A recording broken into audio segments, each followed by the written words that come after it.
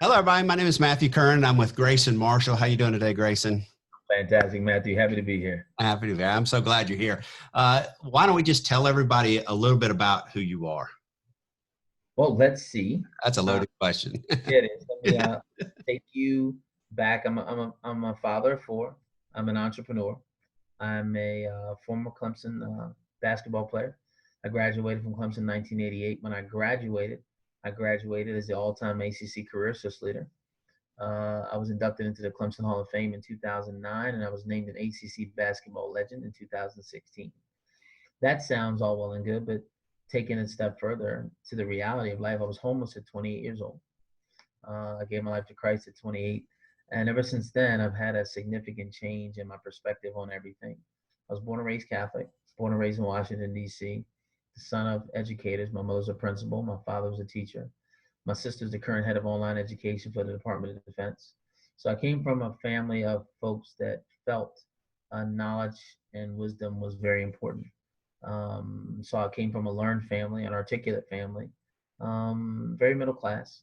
Never had what I wanted, always had what I needed. And so I think over time, connections, relationships have got me here to meet with you. We both have a mutual friend and Dr. Kim Bynum, and she felt like our connection was something that was going to be valuable and beneficial to most people. So we're here, and I guess this is how we start. Yeah. So this is going to be the first of many podcasts that we're going to do. And we got some exciting things coming down the road that we'll be announcing a little bit later. So, but this is exciting to me. I mean, I go back and I watched you play basketball. I was from Raleigh, North Carolina, and big ACC fan. I'm a Tar Heel. We already talked about that. We got that established and all that early on, but we're still friends. But so here's the first topic that we're going to talk about that I think is great because we really had a great conversation about this earlier. And we're going to talk about, personalities, and we're going to talk about relationships and love languages and all that. And so you and I got into a conversation earlier. We were talking about the 5 love language and talking about personality and how important is that in relationships? Do you think? How important is it that the person that you're with, or not just that, the relationship of your kids, because you're a father and a grandfather as well? I think it has a lot to do with it, and I want to preface it by saying this. I think what's important in relationships, the first thing is that you have to know you. And I often talk about this distinction. The most powerful word in the English language is the word know, N-O. And a lot of times, in order for us to exercise that fully, to create boundaries that are perfectly healthy for us to have healthy relationships, you can't use N-O effectively until you K-N-O-W who you are. So when we don't K-N-O-W who we are, Matt, we literally we literally can't enter into the healthiest of relationships. Absolutely. I think the labels and love languages, and when we talked about this earlier, I think the labels hinder us at times because we tend to assume the personality of the label that we've been given. So if we've been told by our expression, by our activity, that we are a type A personality, well, we tend to take on all of the characteristics of a type A person. And we tend to start acting like that, when in essence, there's more to us than that apparent type A. And that a type A is usually a designation given us by other people. It's not who we are. Yeah. But because we don't know who we are, we will allow someone else to tell us who we are, and we'll start acting that out. If you have a young kid who's told that he's attention deficit disorder, well, reality is he might just not be challenged in the classroom. Yeah, absolutely. But because he's not focused on what you're doing, now he's ADD. Well, now all of a sudden he's labeled that. He's now put in a educational track that identifies him as that, but that's probably not even really where he is. Yeah. So we tend to label people because we don't want to get to know them. We tend to label them based on their dominant behavior. And I think that it does a disservice to relationships because you can't get to the depth of someone if you're only looking at what you see on the surface. Yeah, I think you're exactly right. I mean, the point that you bring up about a student with attention deficit disorders is right. In fact, I just talked to a mother the other day who had a child who their teacher was calling, and they thought that the child had an issue because the child wasn't paying attention. Well, the child was getting 100 on all their tests. And so then the teacher called and said, well, the child is cheating because Hmm. they're getting 100 on every test, but they're looking out the window. They're not paying attention. So they have to be cheating. Well, the thing is, the child was so smart that they were just, all they had to do is listen, take in all that information, and they were smart enough to get hundreds. So they weren't being challenged, Right. but the child was labeled. So you're exactly right with that. And then we also just put people in buckets. We talked about that often, and there is a guiding force to, we talked about the love languages. Are you just one love language? Words of affirmation, for example. No, you're multiple things, and it's incumbent on everybody to learn who they're working with, who they're talking with, who they're in a relationship with. And in the world we live in today, Matt, we don't take the time to do that. There's no intimacy at the level that there should be. Why? Because our communication is social. It's text message. It's all external. It's void of emotion. So a lot of our communication doesn't have the depth of vulnerability.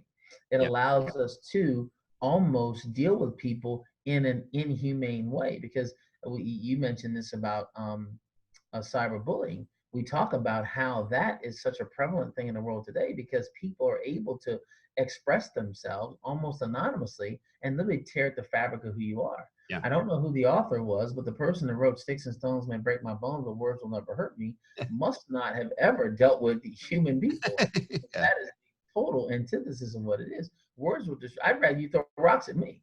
yeah, I'd rather you do that. yeah, So absolutely. when we look at labels, when we look at those things, again, when we become a certain way, and I look at it from a larger scale, I look at it from a race and an ethnos kind of thing. As an African American male, there are certain labels that were cast upon me just because I was of a certain pigment. Now, the reality of it is, my whole purpose in life was to dispel those. Yeah, But so many people have embraced them and wonder why they can't get ahead, wonder why they are labeled a certain way. And again, we're not going to take the media into this because it's been documented and depicted of some isolated incidences that we tend to think is the norm. No, if we really understand the slant of media wants you to have an opinion about something so they can be talked about and discussed.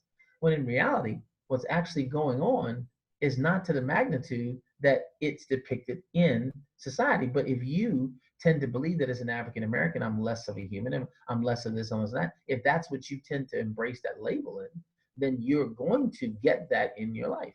So I yeah, think, again, all of these things factor into how we have interaction today, how we have relationships, and yeah, it affects us completely when it comes to those things.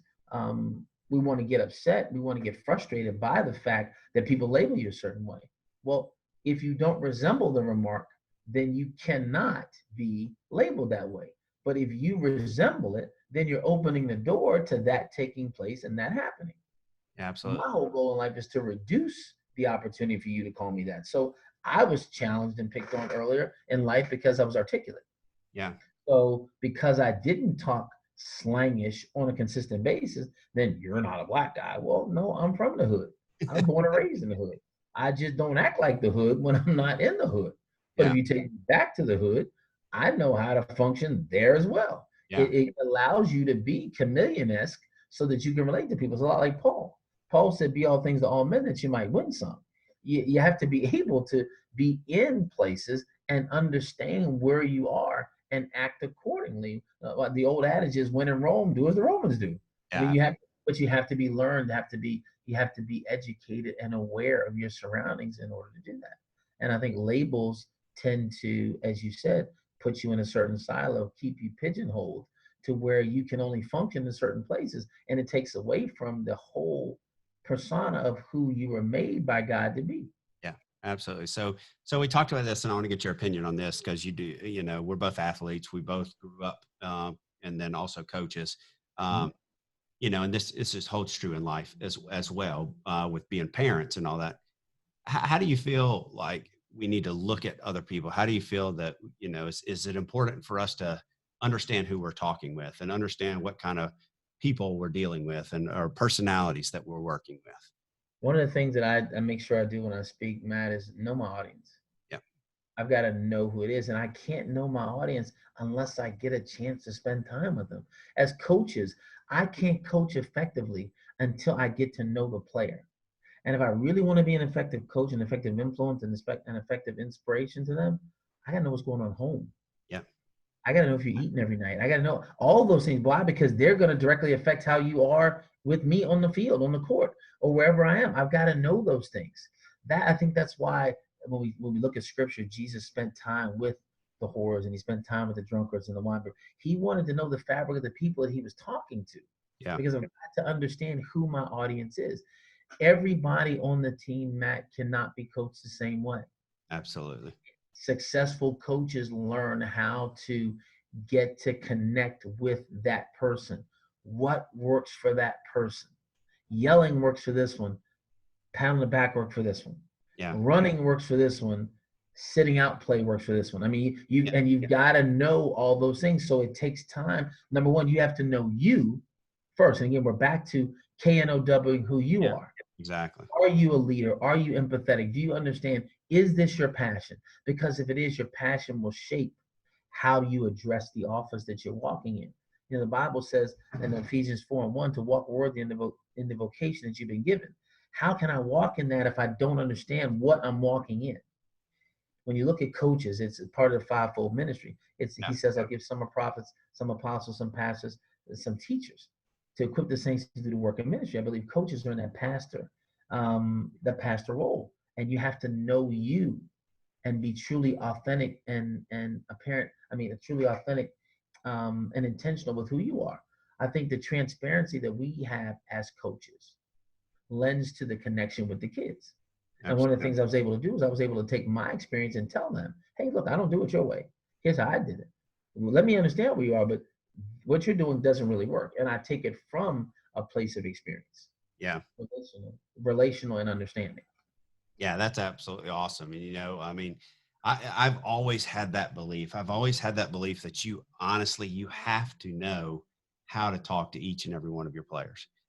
You have to know about them, about who they are, where they come from, what makes them tick. And if you don't know that, you're doing a disservice to that player.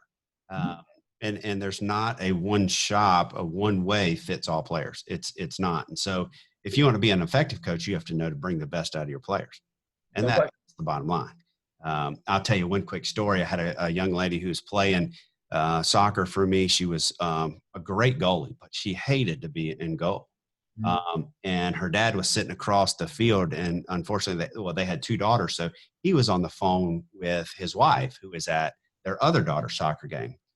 And we were up towards the end of the game, and I pulled Kinsey out, and I said, Kinsey, you're going to go in goalie. And her first words were, no, Coach Matt, don't put me in goalie. I don't want to play goalie. You know, I hate goalie. And I told Kinsey, I was like, Kinsey, we want to win this game, and you are our best goalie. You are the one who can help us win this game. And I just built her up. And so Mark was over there talking to Denise on the phone, and he said, oh, no, you know, Kinsey's going in goalie. And Denise was like, oh, are you serious? And he goes, no, it'll be okay. I can tell by the way she's walking. And she walked tall. She walked on the field with confidence, and she made like a couple of great saves, and it helped us win the game. But I knew she didn't want to be there, but I knew that by pumping her up that she could go in and do the job. And it's like that in so many facts of life.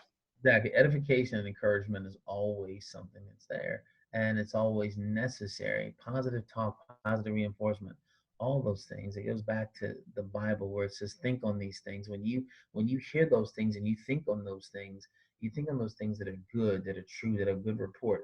When you start believing that in your own mind, you have an amazing way of acting that out, because now you're walking by faith, because that's all you have.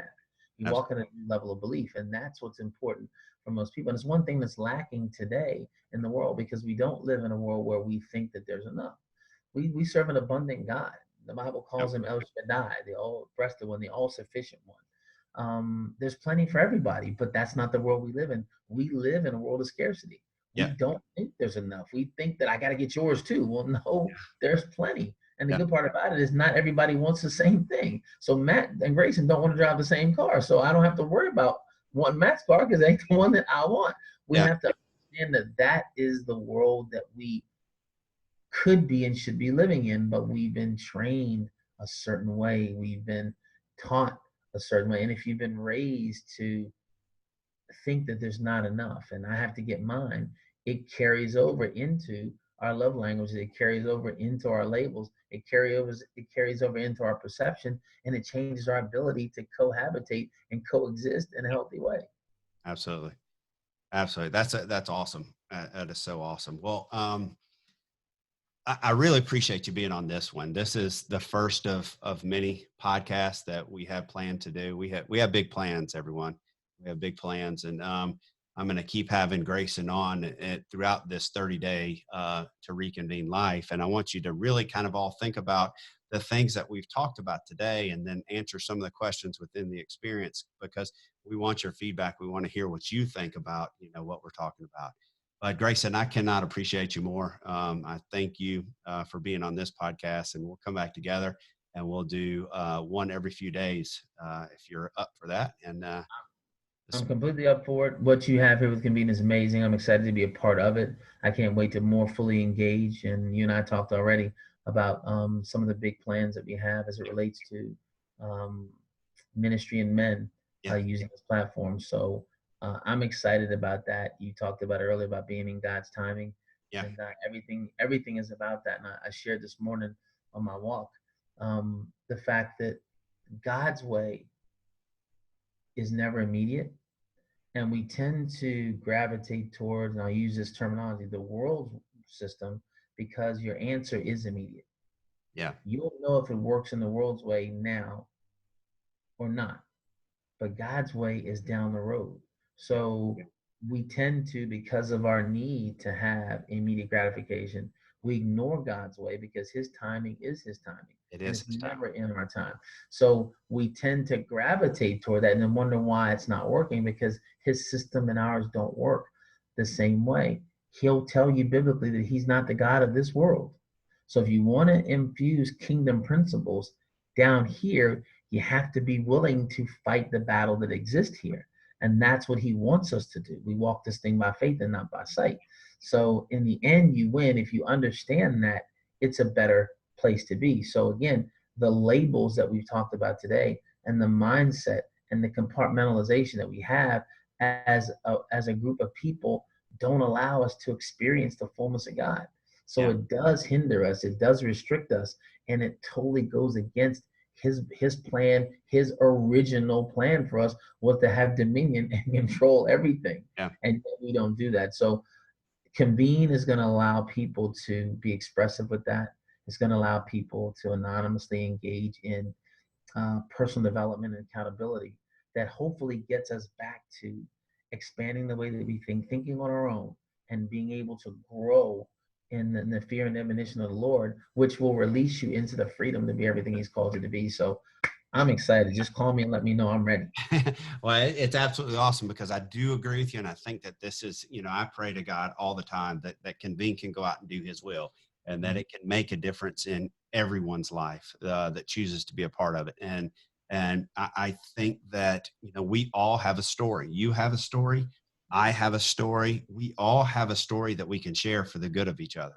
Exactly. We all walk down paths that we have learned from, and that we can share with our fellow brothers and sisters, and help them in wherever their struggles are, wherever their successes are. Not everything is always bad. We have a lot of successes, but we can go down a path and we can help each other through the platform. And I truly think that, God brought us together, and that we're going to be able to do great things and make a difference in a lot of people's lives. And that's what it's all about. It's all about making a difference in people's lives. I know he did, and I'm excited. Thank you for the opportunity. I appreciate it. Awesome. I appreciate it. So guys, thanks for watching. Make sure you engage with us. And if you have something that you want to ask Grayson, make sure to ask in the discussion board at the end of every experience. You can put a discussion in there, and we'll engage back with you. And if there's something that you have a question about or you want to talk about, we're there to do it. So we appreciate your time and going through this podcast and through this experience. So Grayson, until next time, I really appreciate it. You got it. No problem. Thanks, everybody. See you later.